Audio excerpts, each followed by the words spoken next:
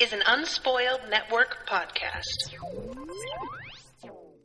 This is Spoil Me, covering The High Lord by Trudy Canavan, brought to you by Ashleigh.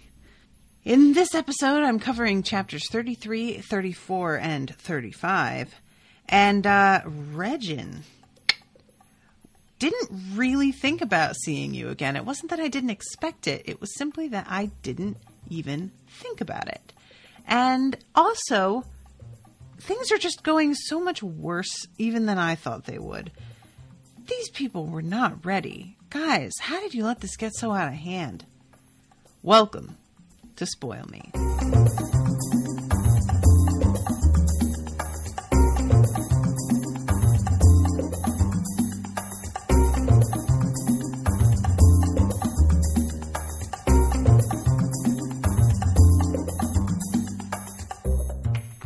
Welcome to the show, everybody. I am Natasha. And yeah, this was like a series of 3 very stressful chapters, all stressful in their very own, very special, stressful sort of way. The first chapter of the 3 is called The Ichani Arrive. And they were slowed down some because, first of all, they were slowed down purposely by Rothen, who destroyed their carts and got one of their horses free. But they were slowed down so that Cery could learn black magic in time. Spoiler, he doesn't. Cery doesn't learn how to do black magic and is still trying to, understand the principles behind it and all this stuff. And I just feel really bad for the poor guy because, as Ashleigh pointed out in the previous episode, he has been barred from ever doing anything of significance ever again and has lost his freedom. He's agreed to basically imprisonment so that he could do something to defend the guild. And he isn't even going to get to do that. And that is fucking harsh, man. That is really just heartbreaking stuff. I hate it. And Raven decides that he's going to... I found very amusing. I'm just going to read this little section. One of the king's counselors had pointed out that the Ichani would not rest unless they needed it. Lorlen had recognized this man as Raven, the professional spy who had accompanied Rothen on the first day of his abandoned mission. If they want to sleep, we should prevent it, Raven had said.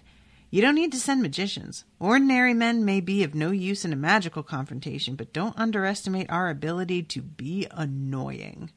So a handful of guards had slipped out into the night to release swarms of sapflies into the farmhouse, rouse the Sachakans with loud noises, and finally set the building on fire. The last was done with more than the usual relish after the Ichani had caught one of the guards. What they did to the man did not bode well for those citizens who hadn't left Imardin yet. So yeah, I just really enjoyed that they were just fucking pranking them, basically. There's something very satisfying about that for me. And the guild basically is just we are going to hope that we can take down a couple of them and acquit ourselves well. We just want to keep our dignity, but we have no illusions that we're going to win against them, which is a really fucking depressing place to be. And I'm going to read this also. So this is from Lorlen's perspective at this point, I think. He hated to think of the destruction they would wreak on the grand old buildings. Lord Jullen had packed up and sent away the most precious books and records and sealed the rest in a room underneath the university. Patients within the healer's quarters, servants, and family had been sent out of the city. Similar precautions had been taken at the palace. Lorlen turned to regard the towers just visible over the inner wall.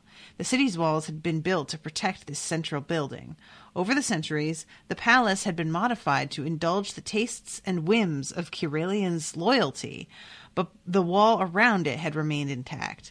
The best of the guard waited within, ready to fight if the guild was defeated. So it's an interesting, it's not an unfamiliar ring setup. That's a lot of cities sort of follow that model.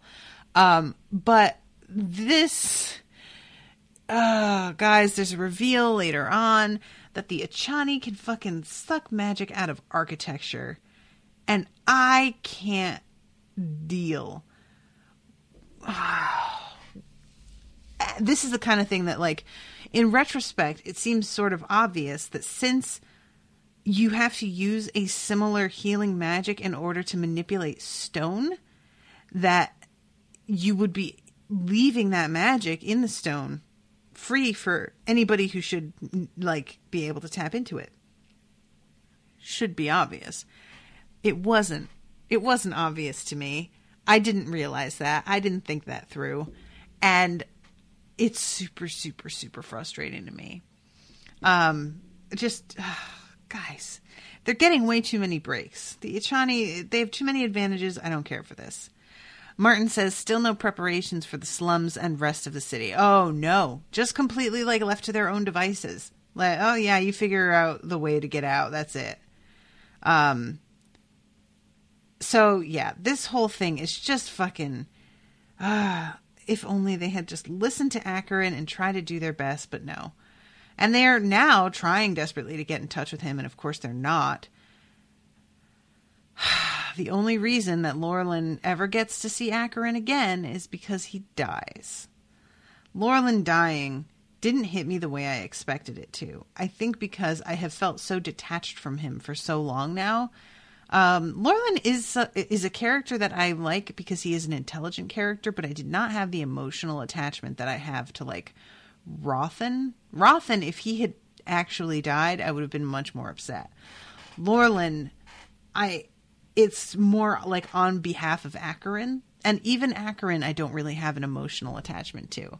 The only like really emotional attachments that I have are to Sania herself, to Rothen, and to Dannel. If anything were to happen to Dannel, I'll be really bummed. But Lorlen dying, poor Akkarin is just kind of ruined about that. Martin says, what about Cery? Not really. I like Cery a lot. And if he dies, I'll be bummed, but I feel like I only very recently started to be like, all right, Cery, you know what? You're all right, buddy.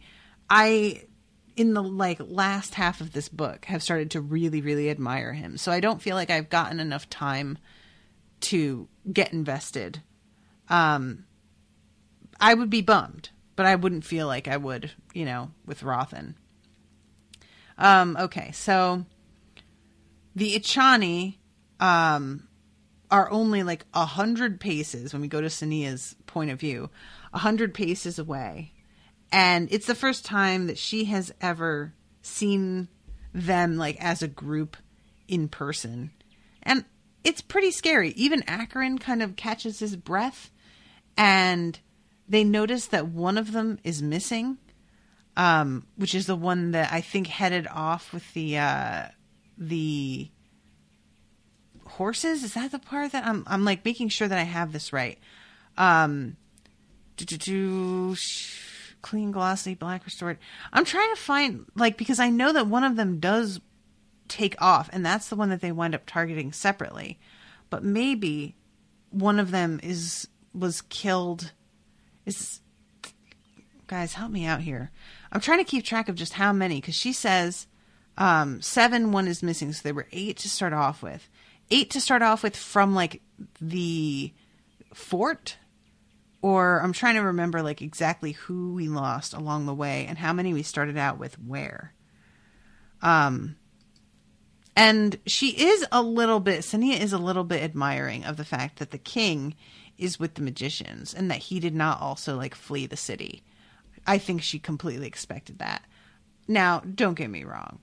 I don't respect this king, and she's giving him more credit than he really deserves, considering how little he has considered the small people of this, the small folk, as George R. R. Martin would call them. But I understand her thinking the worst of him would stretch to him fleeing rather than staying behind.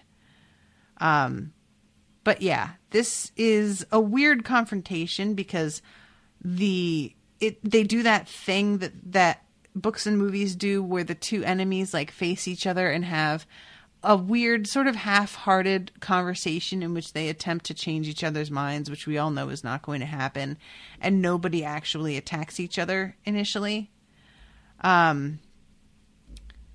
This moment, Kariko is talking to the king, and he says, I am in your land, and I want your city. Open your gates, and I will allow you to live and serve me. We would rather die than serve your kind.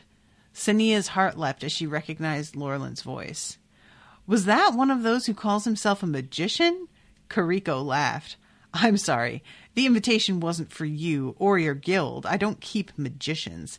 Dying is the only way your pathetic guild can serve me. He crossed his arms. Open your gates, King Marin. I liked this moment despite the fact that Kariko is trash. The fact that he's just basically like, I wasn't talking to you. There's something very like humiliating about that. Sorry, Lorlen, but he definitely got you on this one. So they are able to break down the gates like fucking practically immediately. See their weakness, Lorlen, Akkarin hissed. Focus on one. Sania jumped as the sound of something tearing filled the room. Akkarin's hand had been resting on the paper screen beside the window. He extracted his fingers from the torn paper and gripped the sill instead. He just goes right on through the goddamn paper.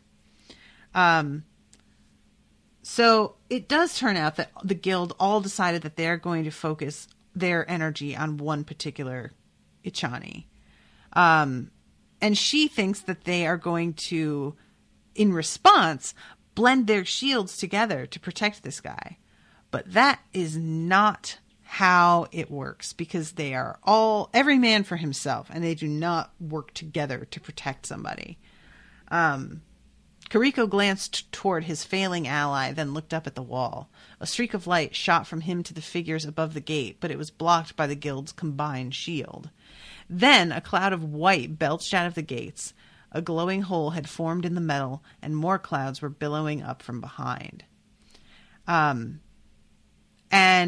this is just so, like, it's a nice example of the fact that, like, these guys are all working separately from each other, and they're very, very powerful, but they don't give a shit about one another. And the guild might not be as powerful, but they are able to combine to form a defensive shield that's actually working really well. So it's a nice little, it's just like hashtag teamwork kind of moment, you know? So there's all this like steam coming out. Like at first they think it's smoke and that the Ichani have somehow like created some fire beyond the gate. But it turns out that the magicians are pouring water over the melted gate to keep everything from burning, because they are all very aware of the fact that the entire city could go up in flames. One of the gates moved. Cery muttered a curse as it sagged forward. There were several loud cracks before it broke loose from its hinges and slammed to the ground. Beyond, a scaffolding of wood and iron filled the gap. As guards hurried to climb off the structure, the second gate fell. Kariko glanced at his companions. They think they can stop us with this? He laughed and turned back to stare at the fortifications. The air rippled. Then the scaffolding buckled inward as if punched by enormous invisible fists. The crack of breaking timber and tortured metal echoed out of the gap in the wall. Then the fortifications collapsed to the ground. Yikes, guys. That shit was too much. They can do too much, and I do not care for it. We have a little bit of time that we spend with Daniel. Daniel at first is with Ferrand, the young kid that got poisoned that had been trying to learn magic on his own. And Ferrand is not in good enough shape yet. He's not fully recovered enough from this poisoning to be able to like run around the way that they need. And Daniel is kind of trying to keep him safe and worried about him, you know? And I found it interesting that he is willing to show how much he cares about Tayend in front of Ferrand. It's like a life or death situation. So at this point, I think he just doesn't care. If anybody figures it out, like he's probably going to die today anyway. But I like the fact that he's more concerned about making sure Tayend is okay later than he is with actually keeping his own secret. Okay, so when he checks on him too, Tayend is nowhere to be found. So I don't know what's going on here. They also notice that one of them is missing again. So now that the Ichani are down to 6. And I think that the one that's missing is the one that all of the magicians try to take down at the gate, but I'm not positive. The leader crossed his arms and stepped forward to meet her. Daniel watched their lips moving. The woman smiled, but when the leader turned away, her expression changed to a sneer. She's rebellious, Farron said. That might be useful later. Daniel nodded. Then his attention was drawn back to the Ichani as they attacked. So I like that detail. There's a woman here who is just like, you know what? I'm going to play nice for right now, but like, fuck you though. I wonder if that, like, how they'll turn that to their advantage. I wonder if that woman, that's not Savara. Oh shit, is that Savara? I hope it's not. Well, we'll see. So they take down the next gate, the next set of gates. Like, there are a bunch of sets of gates, and not to put too fine a point on it, but they don't fucking do jack shit. I mean, it's barely slows these guys down for 5 minutes per set of gates. It's crazy. A few streets later, Daniel found the warrior, Vorel, by the way, waiting in the prearranged meeting place with several other magicians. All were quiet and subdued. Regroup. Vorel nodded at Balkan's command. He looked at each of them, his expression sober and grim. That means we are to get close to them without being seen. When the next command comes, we are to attack at once, focusing our strikes on one Sachakan. Follow me. As Vorel hurried away, Daniel, Farron, and the other magicians in their group followed. Not a word was spoken. They all know this will be the last confrontation, Daniel thought. After this, if we're still alive, we abandon the city. Which is pretty fucking drastic, man. So we go back to Cery's POV. And they're setting up all of their stuff with like the fake decoy magicians and everything. And he's starting to get a little bit nervous because this confrontation is causing some things to cave in, some of the different like walkways. And he has gotten a bit paranoid about that. Sania keeps like trying to tell him, me and Akkarin have magic, dude. We can keep this ceiling from crushing us. It'll be okay. But he is not always with her or Akkarin when he's walking around and doing stuff. So while that may be very encouraging and reassuring in their presence, what the fuck is he supposed to do when they walk out of here? Yeah, I just... Oh, and Martin is saying it was depressing, desperate that Sania mentions that the novices are fighting on the walls too. Oh yeah. All hands on deck. It's gotten bad, guys. They are outnumbered isn't the word, because they're not outnumbered. They actually outnumber the Ichani. They're outmatched just so much that it's embarrassing, you know, like, so this is when Cery runs into Regin. And there is a female magician chasing Regin down. And he's trying to find something to hide behind. And he sneaks up through one of the passages. Cery sneaks up through one of the passages and is like, dude, come in here. And gets in just before this woman comes around the corner. And basically, Cery saves his life. And it turns out to be Regin. And I really enjoyed the fact that Cery remembers who Regin is. Like, I wasn't sure if he would, and it was very gratifying to me to know when Cery introduces Sania that he is completely aware of the significance of the two of them, like, being alone together and having a conversation. There was just something much more satisfying about that when I knew that Cery was appreciating it in some ways as much as I was. So, okay, let's talk about First of all, I want to point out a little bit of a typo here that got me so confused. It's not exact. I guess it is a typo. They didn't start a new. They didn't press return twice to start a new section, because there's chapters, and then in each chapter is several points of view, and you know that a new point of view is starting when there is a whole new paragraph break, and they did not insert the paragraph break here. So this just says, "I am honored to meet you, thief. I am Regin of Winnar. The rhythm of the horse's gait drove everything." It just goes right into that, and I was just like, wait, they're on horseback? I thought they were in a tunnel. Like, I got so confused here. And it keeps going. Its breath gusted out in time with the pounding of its hooves. And I'm just like, what? How? I misread something. And then the pain in Rothan's shoulder flared at every jolt. And I was like, oh, something's wrong here. But it just took me a second. I was so confused.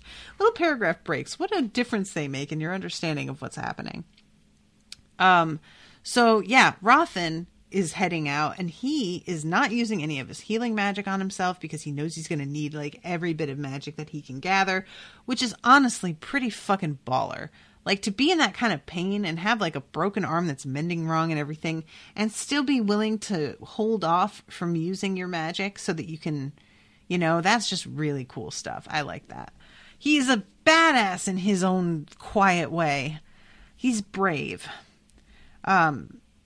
So yeah, he's heading out, and he can see all of these people that are exiting the city. And he starts to realize that houses are burned out. Like, there's an obvious trail that the Ichani have left behind them. And he is not using his mental communication because he knows how dangerous that is. And this is when he gets hit. This is really gross, but this is when he gets hit with the first scene of somebody being murdered.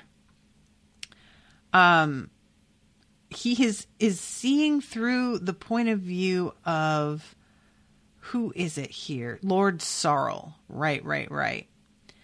And basically, this is from the blood gem that Kariko made.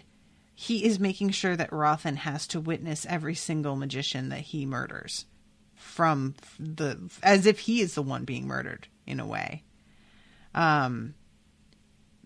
So it's a really brutal scene. Rothan, man, that's fucking rough. And how does that not continue to eat away at you and distract you so thoroughly that you become almost incapacitated?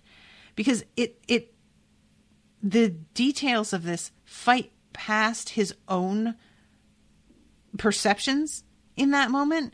So he isn't seeing the road in front of him. He's seeing what this man is forcing him to see. So if he's in the middle of fighting somebody and this is happening, he's going to lose because he won't even be able to see his attacker or focus or anything, So yeah, that fucking blows, Rothan. I'm sorry, guy. Okay, so chapter 34, the hunt begins. This is when we have Lorlen and Austin together, and they are trying to, here it is. At Balkan's orders, Lorlen flung open the door and stepped outside, Austin following. Other magicians were emerging to form a half circle around the Sachakans. Lorlen added his strength to their shield, then struck at the Ichani. The Sachakans spun around to face them. An image of one of the Ichani flashed into Lorlen's mind. At once, the guild attacked the man. The force of their strikes sent the Ichani staggering backward toward the palace wall until the Sachakans' answering strikes forced the guild to concentrate on shielding again. The blasts that hit the guild's shield were terrible. Lorlen felt a rush of anxiety and fear as the half-circle of magicians flinched away. The guild would weaken quickly if it endured this battering for long. So then they're given the order to retreat, and they back down a bunch of alleyways and jump back into houses, and they're all just oh my god, can we at least get one of them? But they're just so outmatched. It's just really I feel bad for him, for those who are still playing Pokemon Go, it's like going into a raid battle when you know perfectly well that you're fucking not going to take down this thing. You know, it's a legendary creature that's got like 5 masks, and you're definitely, with your fucking Magikarp, not going to make a dent in this thing. But you go in there and you're like, well, let's just see how far I can go. And you pound away at this thing, and then you check the like health bar, and there's a barely visible dent in it. And you're like, but I was trying so hard. And that's how I feel about these guys, that they're just, their health bars are barely touched. And these poor fucking magician dopes are getting wrecked. And it's just really like, I just feel for them. So they decide to like kind of let their shields fall so that they can use all of their energy to strike out instead. And it does bring him down, but when they... Oh yeah, here it is. Lorlen followed Austin's gaze and felt his stomach turn with dread as he saw that the Ichani leader, Kiriko, was walking toward them, sending strike after strike at Austin's shield. Taking Austin's arm, Lorlen guided him back into the house. Wood and brickworks shattered as Kiriko's strikes passed through the doorway. Then Austin's shield wavered. No, Austin gasped. Not yet. Grabbing Austin's shoulders, Lorlen pulled him aside. There was a boom, and the front wall of the house collapsed inward. Cracks ran across the ceiling. Lorlen felt something slam across his shoulders, and he staggered to his knees. Then he was being battered to the floor. The ceiling had fallen in, he guessed. A weight pushed down on him from above. It crushed the air from his lungs. Then, as stillness finally came, he grew aware of the pain. He sent his mind inward and went cold as he saw the broken bones and ruptured organs and realized what it would mean. There was only one thing to do. Dust and dirt cascaded down around him as he edged his hand toward the ring in his pocket. So, yeah, the way that goes down, as much as, I was saying I don't have, like, much of an emotional connection to Lorlen, being crushed to death is pretty fucking... That's a gnarly way to go. Like, there was and I'm not sure if this is apocryphal or not, it's one of those, but there was a story, those of you who are familiar with like the Salem witch trials and stuff are aware that it wasn't always like burning at the stake or hanging. Sometimes they would just crush you to death. And this, in their mind, gave you the opportunity to confess your sins and be redeemed before you died. And there was a man who was crushed under a like barn door that they slowly piled with rocks. And supposedly the last words that he ever said were, "More weight," because he just wanted it to be over.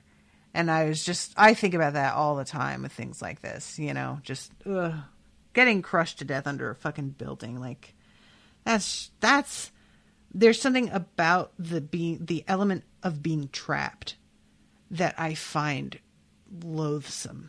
There's this helplessness. You just can't, there's nothing to be done. There's no control over it at all. So let's see. The passages under the inner circle were quiet. Here and there, volunteers waited by exits. Akkarin and Sania's guides stopped as a messenger appeared and hurried toward them. Satrakan magician stayed with the slaves. They're in the slums north side.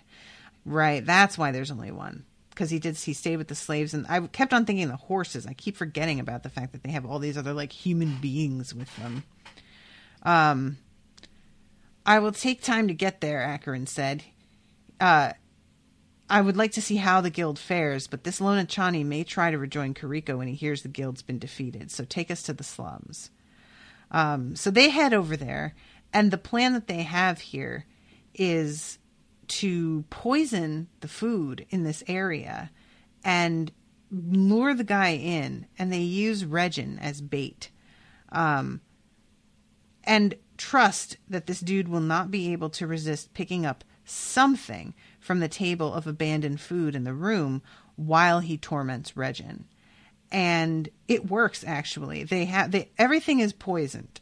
on the table. They haven't left anything out, so there's no chance that he's going to pick up something that's fine, which, thank God. And the first thing that he picks up, he takes like a little sip and it doesn't really do anything. And he obviously doesn't think much of whatever it is he tasted, and he throws it on the ground. I thought for a second that was because he could taste the poison, but it's supposed to be something that's kind of older. It was a glass of wine that was still sitting out. And he goes for like a closed bottle because it's going to be fresher. And that is the one that he takes like a couple of big glugs out of. And unfortunately, they were all hoping that he would die quickly enough that he wouldn't be able to send a mental message to anybody about what had happened to him. But he manages to get that out. It's like the last thought he has, I think, is he says, Kariko, I've been poisoned. So on the one hand, it's a bummer that they all know that this is something that they're doing and they won't be able to use this again. However, it is pretty boss that it worked, because they took down 1, 2, so there's 6 left total now.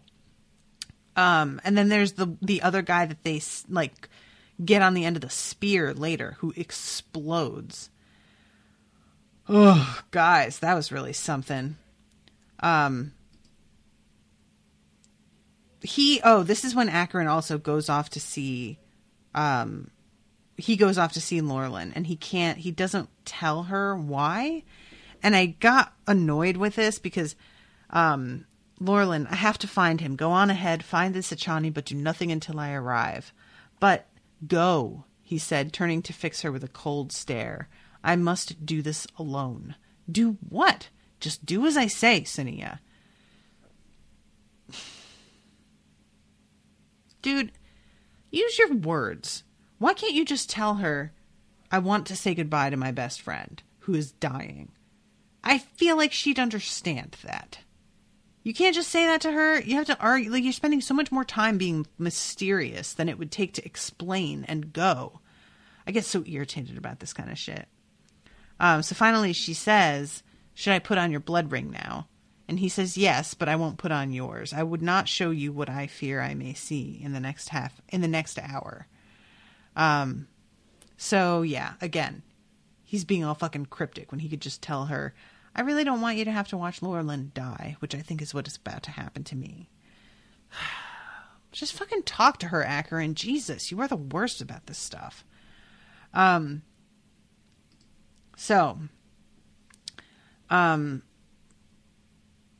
She tests it out. She puts the ring on and kind of calls out and sees if Akkarin can sense her, but she doesn't really get a response to anything. And this one that she comes across is Farron, and he is telling her about this plan that they've got.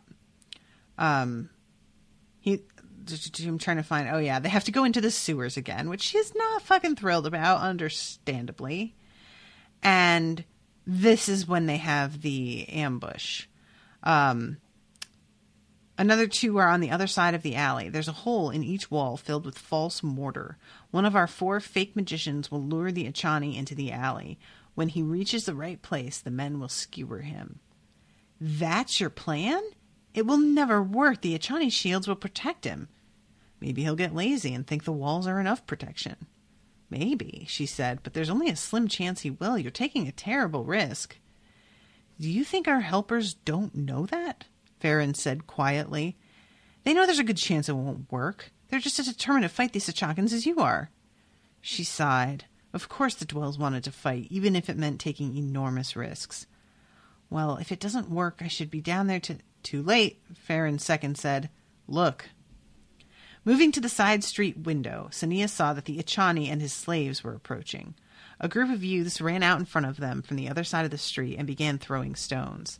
As the Ichani stepped toward them, Sania heard a muffled shout and saw a robed man walk out into the street from somewhere directly below her.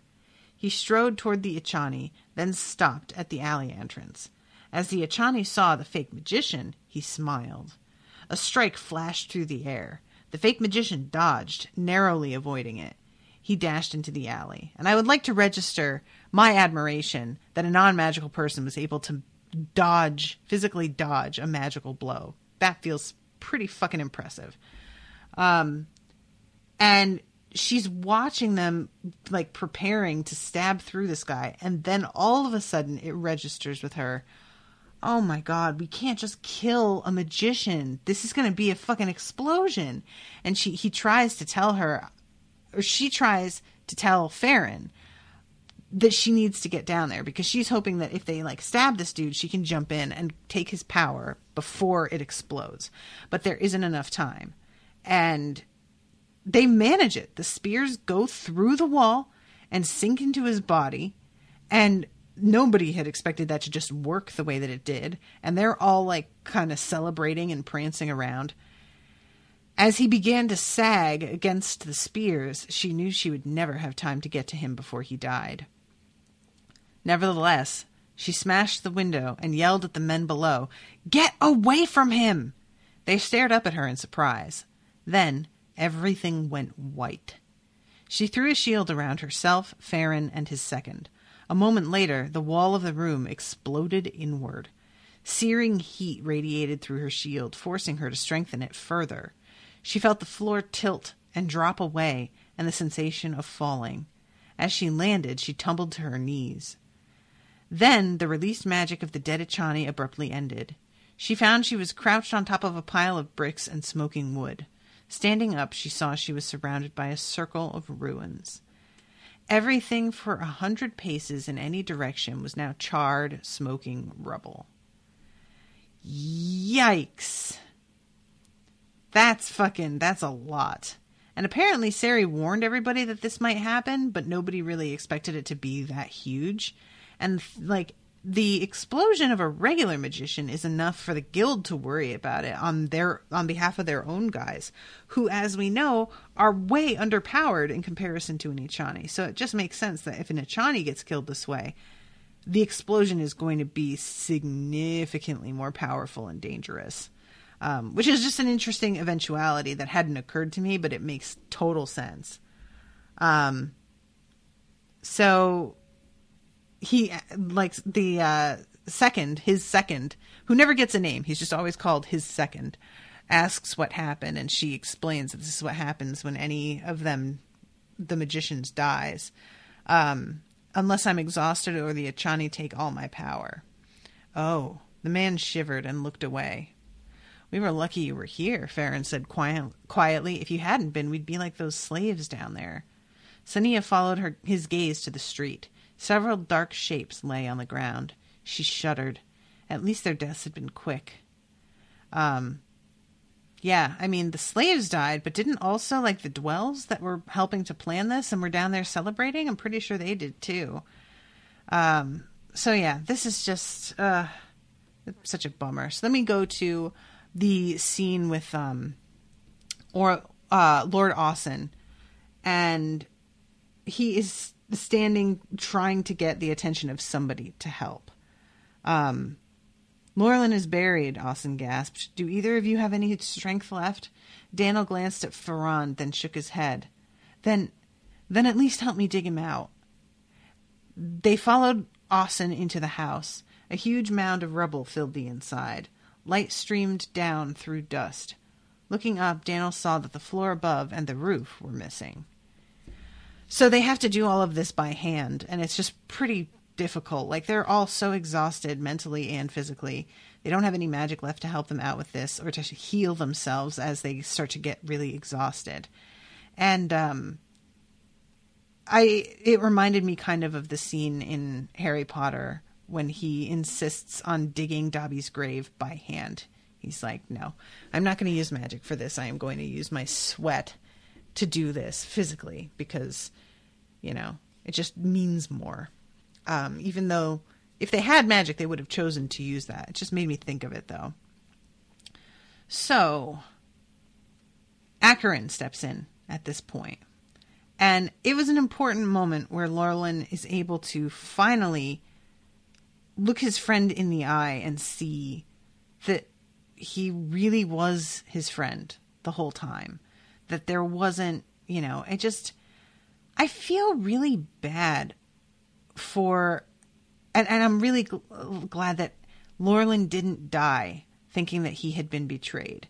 There's enough time for him to see that Akkarin was telling the truth, to understand the greater implications behind everything that he did. And it's just a shame that they don't have the time to repair their friendship and become friends again the way they had been. But at the very least, there's this like peace with this. And Akkarin tries to say, I can use some of my magic, just a little bit of it, to at least keep you alive until... And Lorlen interrupts, until the Ichani come to finish me off. I was a healer. Remember, I know what it would take to fix me. Too much magic. You will need everything to stop them. And then he says, I understand why you did it. Why you lied to me. Kirelia's safety was more important than our friendship, and it still is. I only want to know one thing. Why didn't you answer when I called you? I couldn't, Akkarin said. If the guild knew I was here, the Ichani would read it from the mind of their first victim. They would stay together, and alone is how they're vulnerable.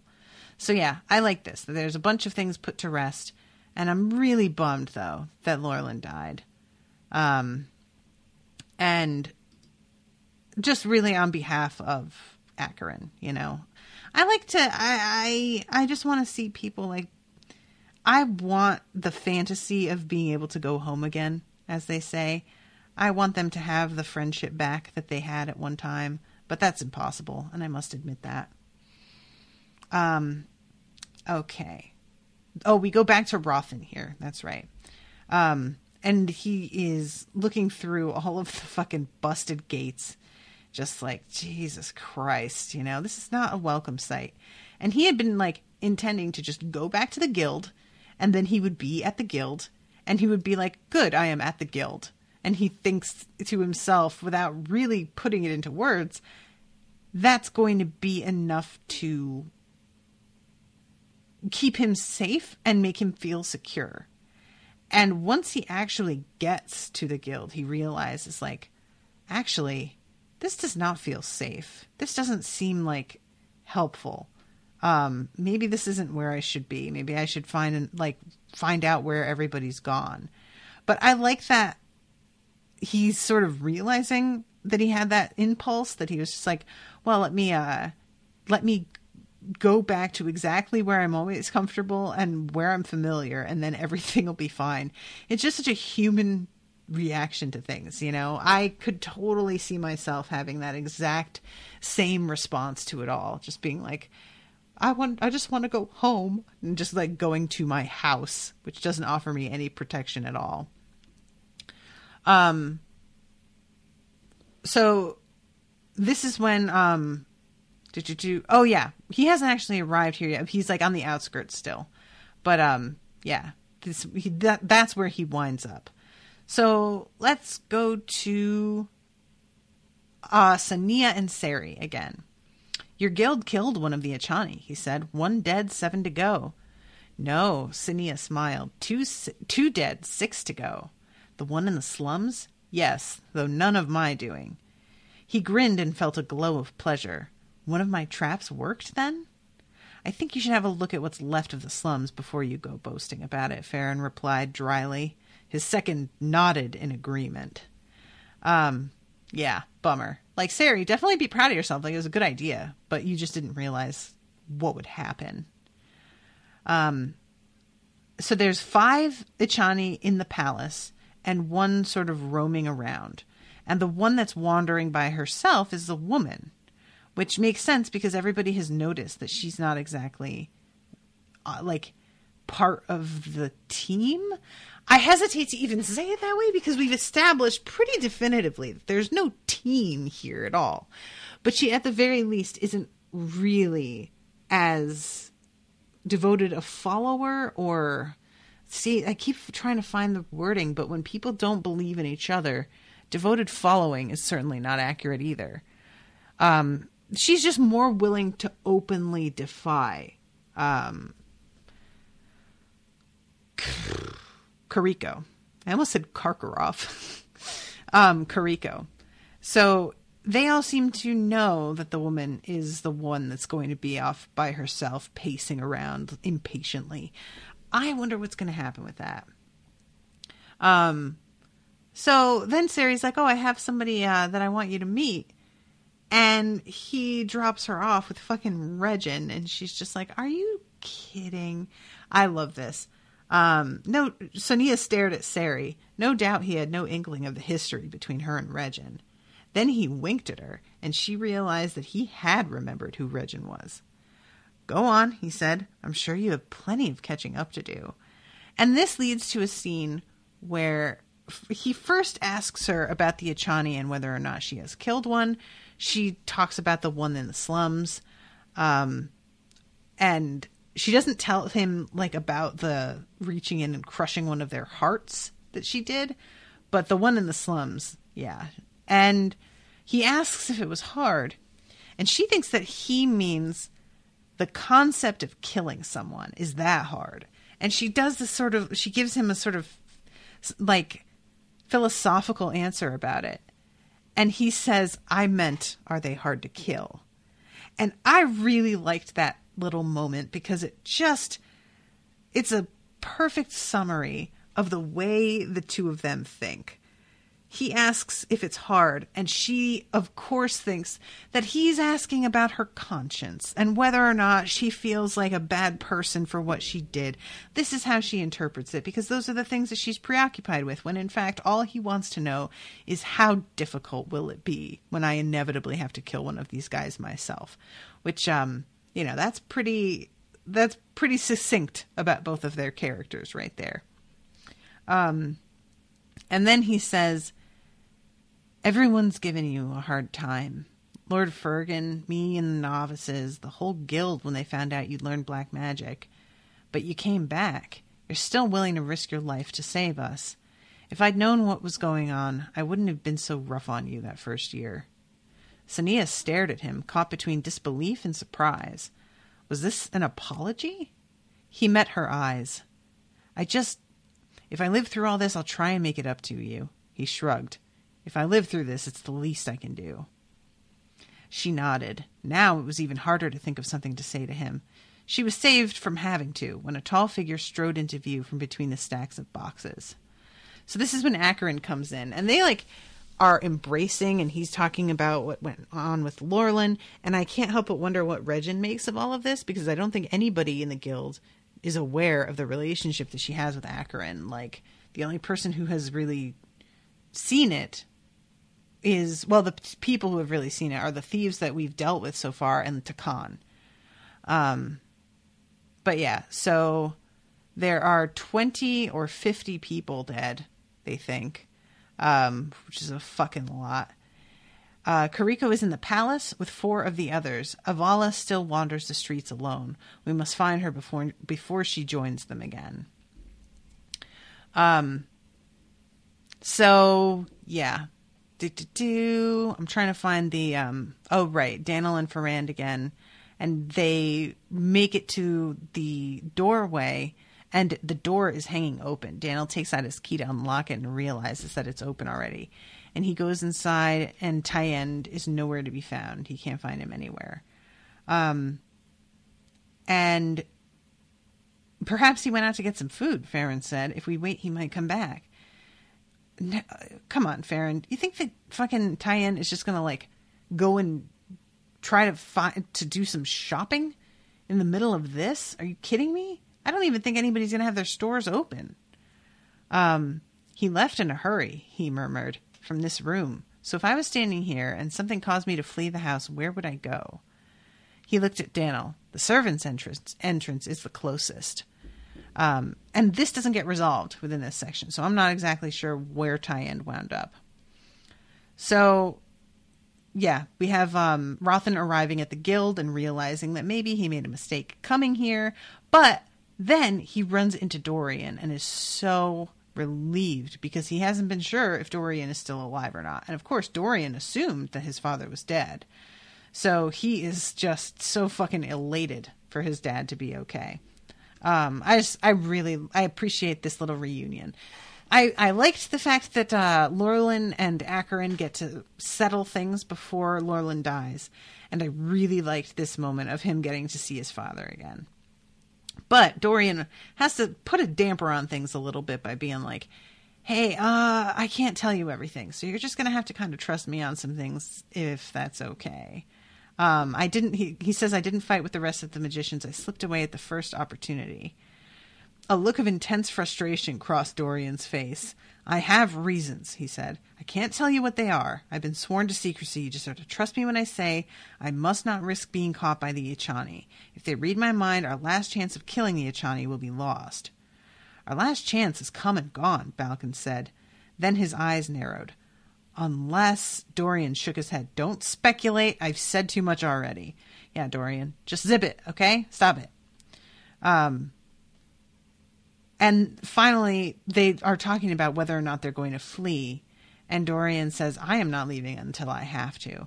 If the secret I hold is discovered by another means, I'll be free to help. If we leave with you, you can afford to risk telling us what the secret is. The stubborn expression on Dorian's face was all too familiar. Rothan shook his head. I don't like your chances of talking him around, Balkan. I do think we should leave at the first sign the Ichani are coming here, however, which brings me to wonder, why are you here? The warrior's frown changed to a scowl. Someone should witness the fate of our home. Rothan nodded. Then the three of us will stay until the end. Something is up here. Someone should witness the fate of our home does not feel like a good enough reason for me. I don't know. Maybe it is. I feel like real suspicious of that, though. So then we have the scene with the poison. Regin leaps inside, and then the door opens again, and one of the Ichani is there. So this is the other one. So they kill 3 in total. This dude... it takes so long, and Regin says something to them later about how that was a little bit too close of a call because my friggin' neck hurt from that guy grabbing me. And apparently it takes 5 to 10 minutes for the dude to actually die from the poison. So she goes in there it's Akkarin actually who goes in there and takes the power away from this dude. But it works out, actually, that it's 5 to 10 minutes to die so that it ensures this dude doesn't explode, I guess. So he's mentally communicating with her using the ring. And I like this. It says, Akkarin's mental voice sounded different, clearer through the ring. She opened the door and hurried to his side. Hold this for me. She took hold of the shirt and held it tightly. The man continued to struggle, but there was no strength in his movements. Akkarin drew out his knife, cut the man's arm, and pressed his hand to the wound. Sonia felt the Ichani go limp. It did not take long before Akkarin released him. As she let go of the shirt, the dead man slumped to the floor. She felt a wave of nausea. That was horrible. Akkarin looked at Sonia. Yes, but at least it was quick. And Regin comes in at this point and is like, good. He doesn't have any qualms about killing, which, in this situation is probably good, but also I'm just side-eyeing him so hard I can't forgive him as easily as all that. So then we go back to Cery's POV, and I'm going to have to wrap this up real quick. He was proud of the fact that, though he hadn't quite turned 20 yet, he'd managed to enter almost every major building in the city. And this is when he winds up in the palace, and we find out that they can fucking take magic out of the architecture, which just makes me so irritated. I hate it so much. See these stairs? They look fragile, don't they? As if they shouldn't be able to hold their own weight. Do you know how they stop them falling down? They put magic in them. Watch this. And all of the stairs fall. And Cery, all he really notices at first is this guy destroying something. And he's really, bummed about it because it's something beautiful and carefully constructed that they're just tearing apart. But then it turns out that the staircases are falling because all of the magic is being sucked out of them. What does it matter? He says they put magic in their buildings to strengthen them. Half the houses in the middle of the city are made this way. What does it matter that the city's deserted? We can gather all the magic we need from the buildings. Let the others wander for a while. If they had returned here as I instructed, they would know this too. Come with me and we'll see how much power the guild has left us. And And there's another Ichani named Harikawa who's staying behind as they like go out.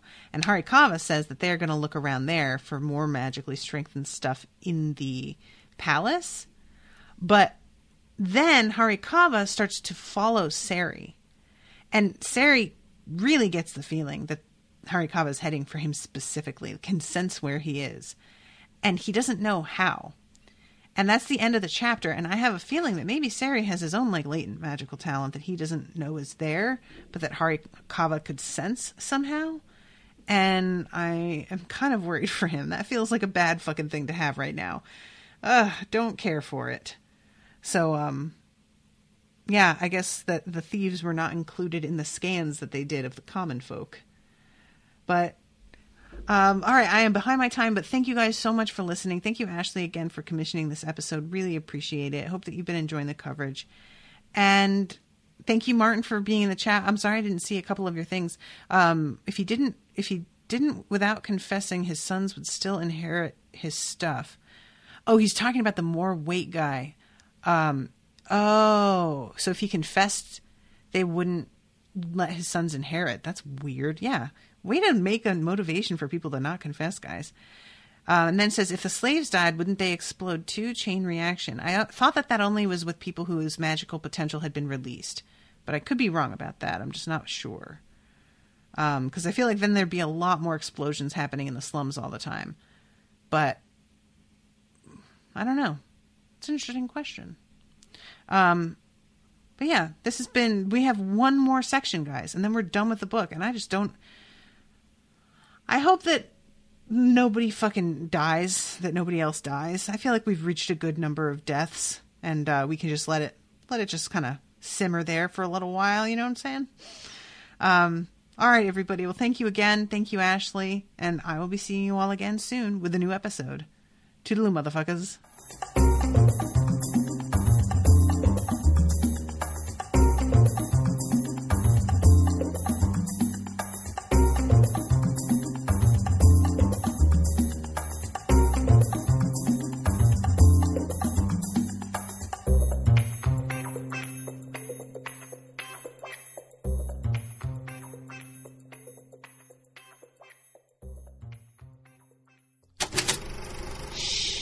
That was an Unspoiled Network podcast.